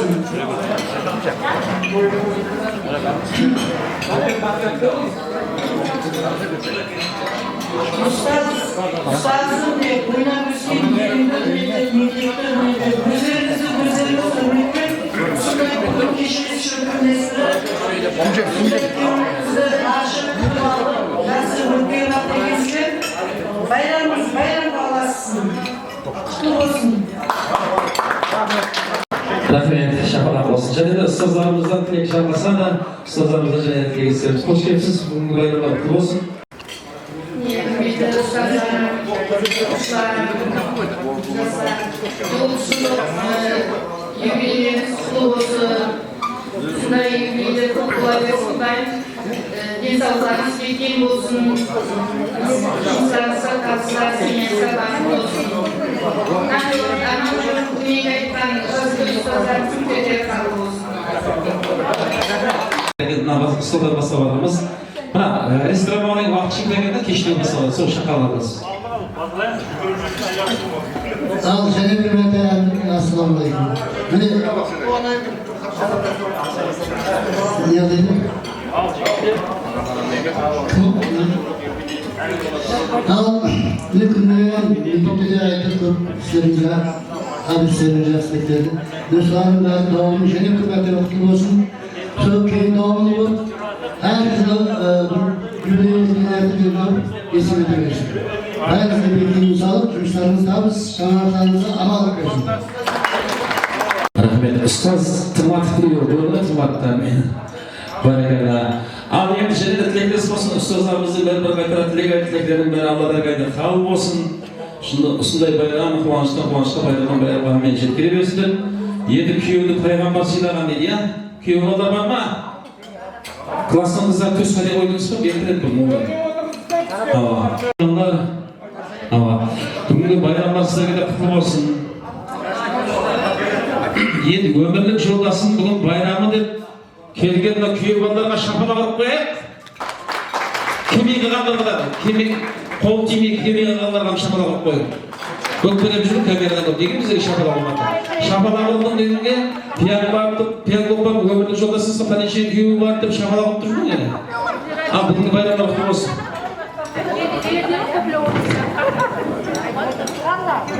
Енді мен кешіресіз мырзат айтайын, енді бәрі бір-бірін танымайтын шығар, ya. Соның үшін ұстазды таныған мен құрдастар танымайтын шығар. Енді бізде қағаз жазуға уақыт болмады да. Соның үшін мен пәленше, төленше деп таныстырса қалай ма деп күйеуі олар.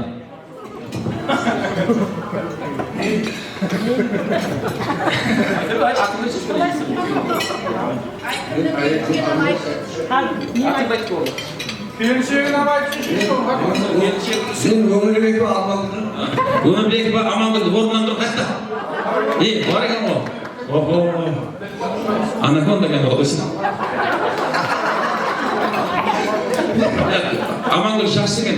Негіз шаш ағарған адамның әйелі жақсы болады дейді. Күйеуінің шашын ағартпаған әйел емес дейді. Себебі жақсы көреді де мен әйелімді күйіпсіре шаш ағарады да, әйелін жаман көреді де шашы қара болады мен дейді. Шашы ағарған ешкен көп тұсқалар қазір. Ол вообще жақсы да тұспаса кәлі болса да. Мені бояп аппан бізге. Қазір ол. Бүгінгі осы жыл кешегі оң болсын, тойланып қалақ болсын. Жақсы мен жейіздер болсын, ұлғын қызын тойларды ескерсін. Рахмет, шапалап қояқ. Әйел адамдар жылан дейді, жылан босатады. Жылан бар жерде байлық болады дейді, алтын болады. Соның жылан мәз нормаль жасалып, сұсыланның арқасында, кейін әйел адамның жүрегі батыр болады, 40 жаны бар деп айтады ғой, білесіз бе? Не үшін айтасыз? Не үшін 40 жаны бар деп айтады? Әйел адам бір үйде туылады, өзі уақыты келіп, өзге үйді тамап, үйді үй жайды, жай байды байылады. Соның үшін ерген адамдар бір-біріне ерген адамдар қайтып келе береді олар, сіздер бекерсіз. Тек ұрған ақтен кетесіз, оны есеп қалмайды же. Ал байрамға құтты болсын, әзілесі барымызда, сіз өмірлік жолдасына қосасың ба, қосылмайсың ба? Қосын. Мен жарасамыз да соң үшін. Тап Құдайға жарасады. İnsanға жарасады.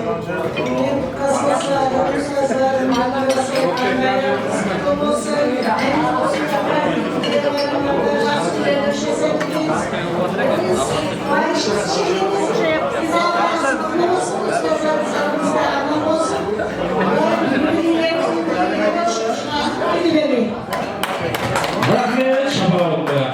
Енді яқышаны көтеріп ме? Таныстыршы, Арабиядан таныстыршы.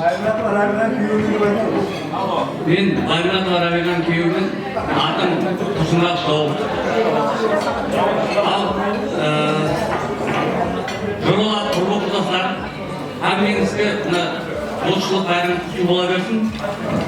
Мектеп берген сәмеңізге отшылық оқшылай қуанып атқан кез, әді 40 жыл, 50 жыл оқыған тұндай ұшасын есіп етсін.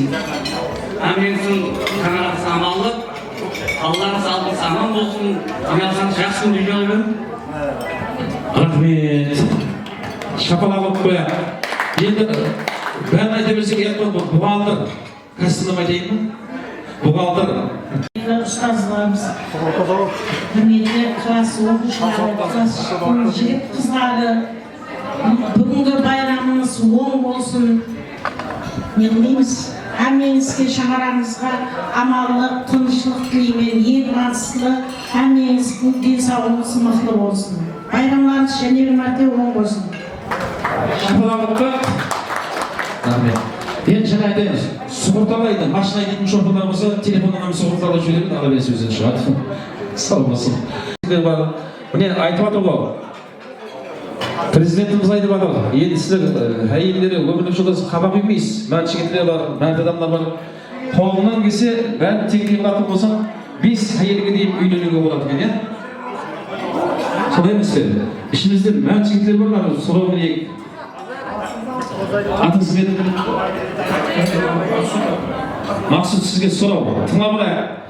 Енді жаңа айтады, жаңа рұқсат берді президент, бірақ әйелге дейін аласың, шамамен.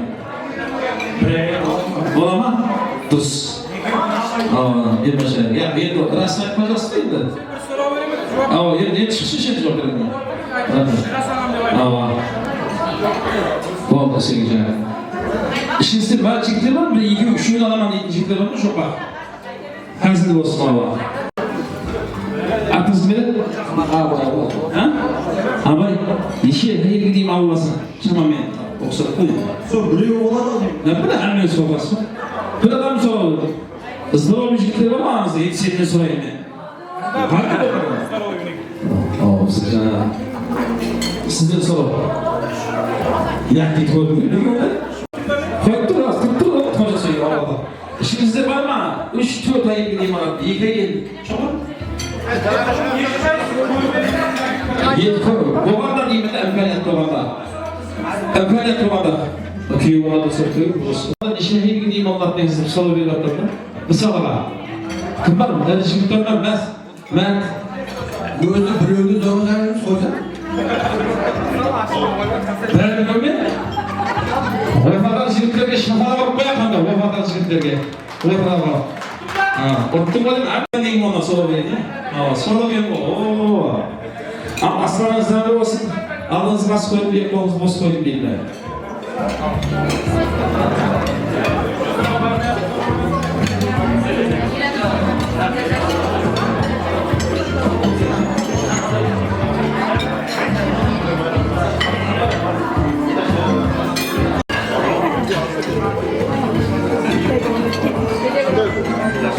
Енді bayram кешесі қызық болу үшін сіздер қатынасың, мен күресім. Тығанмен сіздер мен айтқанымен жүрмесе пайдасы жоқ. Сол үшін қызық болып келу үшін бір-бірі тыңлап, бір-біріге әсіресек бола ма? Енді бұлар сөз оқыған жасы үлгілеуді, соңыраға көплеу ішкеннен кейін нормали болады.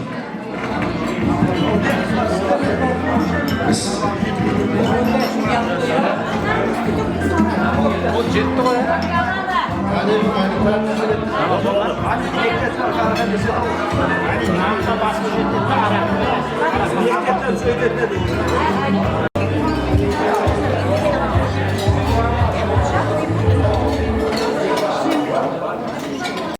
Енді мынандай ауқатпен отырып бір ойын бар, хәзілдің призін ойын. Призі жақсы қымбат. Мен сіздерге бір айтып өтейін. Алматы Чау дейді, Алматы Чау аукцион ойында менде 2 фаш карта бар да, 2 фаш карта. Міне, бір фашке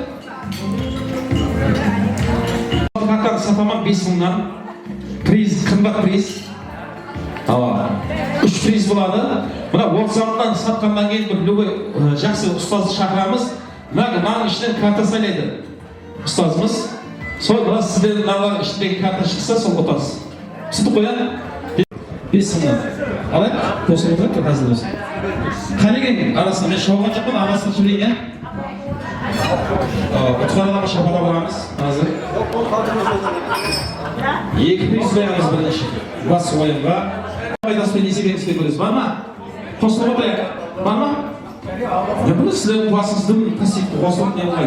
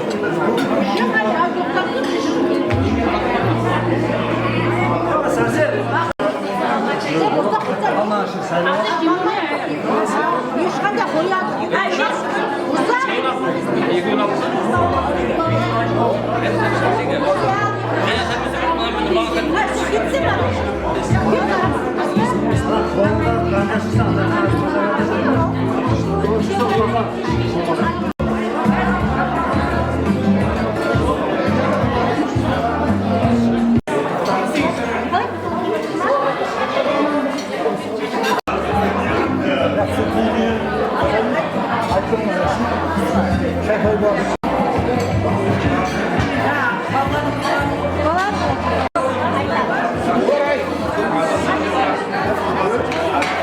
sizlardan bir so'raydi. Necha adam o'tsin? 3 odam desa 3 odam. 4 odam desa 4 odam. Please bo'lamiz. 3 odam bo'ladimi? 5 odam bo'ladimi? 5 odam haqida so'raymiz unda.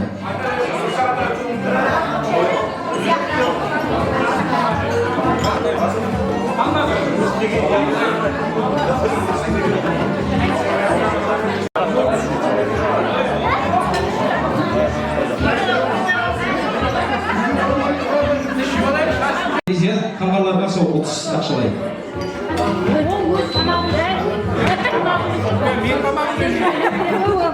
Hadi aslan olsun.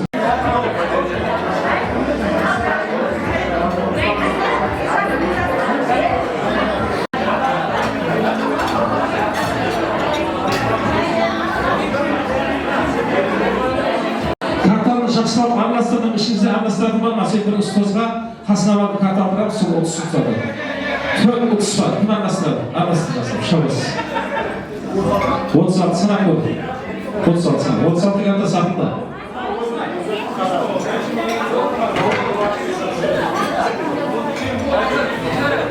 Üstüne. Başkırın açtık da ilk başı. 36.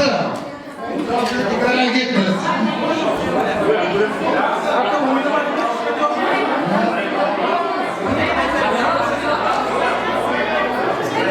Rahmet, ya uşaksın olmayın abi. Ben ustazga arasından da bir şey büyük aldırman sonra utandım. Bulama hayırsız mı? Az korktum. Şöyle şey tabii toprak turada bulamazsın. Karta satın diye ben işte siz körmeyin, bir karta aşısız ama akla ayıtamız. Az. Herkes 36 karta satıldı. Biz kriz var bu sabah. Ne işte biz kartanın iyisi biz 30 salattık. Nasıl? Al basmayız mı? Kartanın sana. Hani bizim kavlağa dönüş kartanına körmeyin çağıldı. Hani akla edilsen al buyurun arasından al kare gelin. Yap buyurun arasın. İşte. Kriz aldı. Kriz aldı. Kriz aldı. Hadi, kriz aldı. Şafalarımlar, görüşürüz. Kriz aldı ne? Bak benim hakim kriz algısını unuttu, şafalar koyak. Yekin oyun. Hadi gel, 40 bir alamaz. Ben körmem bırak, durun avaz. Durun avaz, körmem. Körsün. Kristus. Kimde Kristus? Yekin şutus.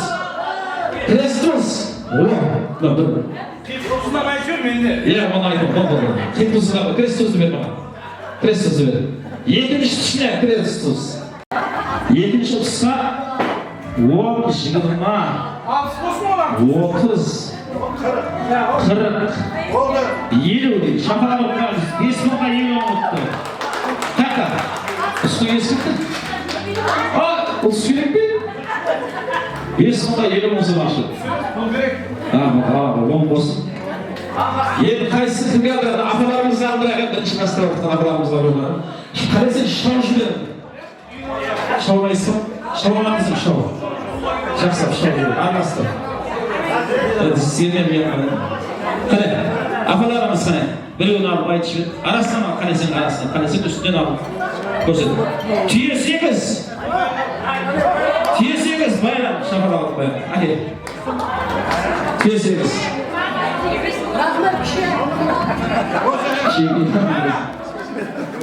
Tüye 8. 1, 2, 3, 4. 40 mısın akşam 5 mısın var. Bayram hani. Olan mı 40 mısın bunu? 5 var idi. 5 adam üstünde var mı? 5 mısın var. Arasında şovasana. Şov şöyle. Sen özüktün bay. Özüktün. Yani жақсап шау. Наразымасын шаусын. Kızlardan ama.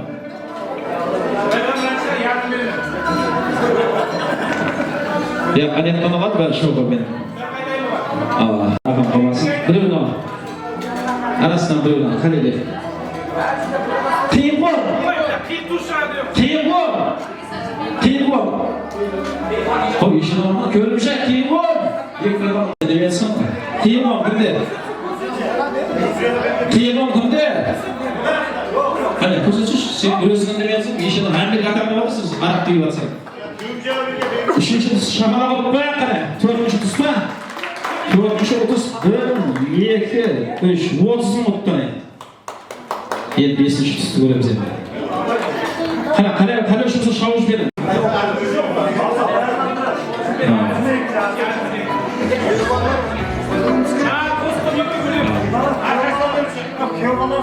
Kuyov bolalar o'qib bermayapti. Ya, bu yoqqa. Sen mana hop, birovdan qaytdi. Ya, bo'lmaydi. Ha, birovdan, arasidan qarang. Arkasiga deydi. Toshdan qarang, arkasiga. Kel, bola esimiz, arkasiga toshdan qarang.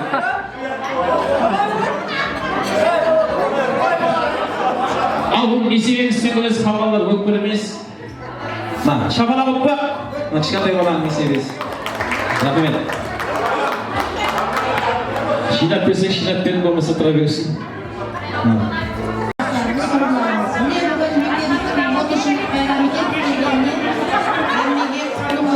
Ustazlarımız aman olsun, musibatdan ıldızlarına rahmet. Hem şivanız birlikte görüp, so bağırsak geçip koyduk bakmayınız. Ustazlarımız aman olsun, İlayim 40, 50, 60 yıllık kollarımızda oturmayınız. Şu atsam mı?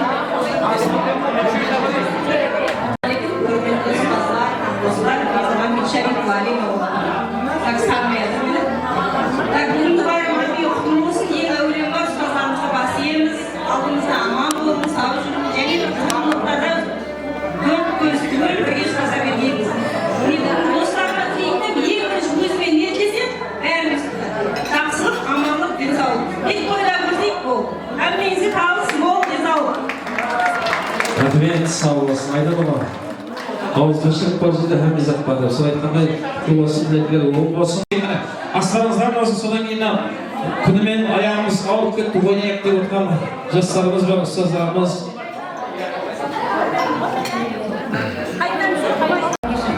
Kechirdim qatnashuvchilarim, nega bugungi bayramlarimiz hammaga qutlug' bo'lsin. Bayramlarimiz bayramlarga alashsin.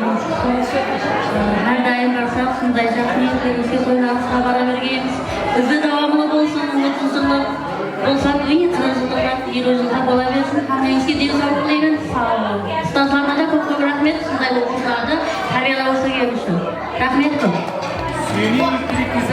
Rahmet şafağa koyup, bu hareketler. Sağ olasın.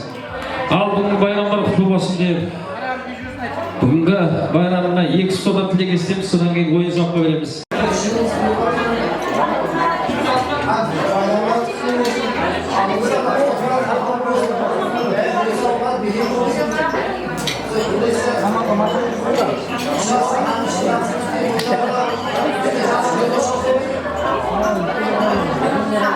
Rahmet şafağa vurup koyaklar hemen tiledirge.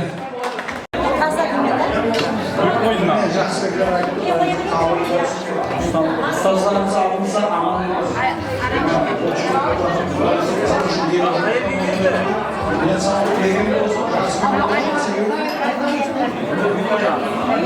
Rahmet şafağa vurup koyaklar. Yeter, hürmet limanlar şıpağatılar şıpağ işken olsa, tamamlar çipten olmasa, saz bilen sabrettiği adam demeydi, adam atıp niyet bolğalı vardı.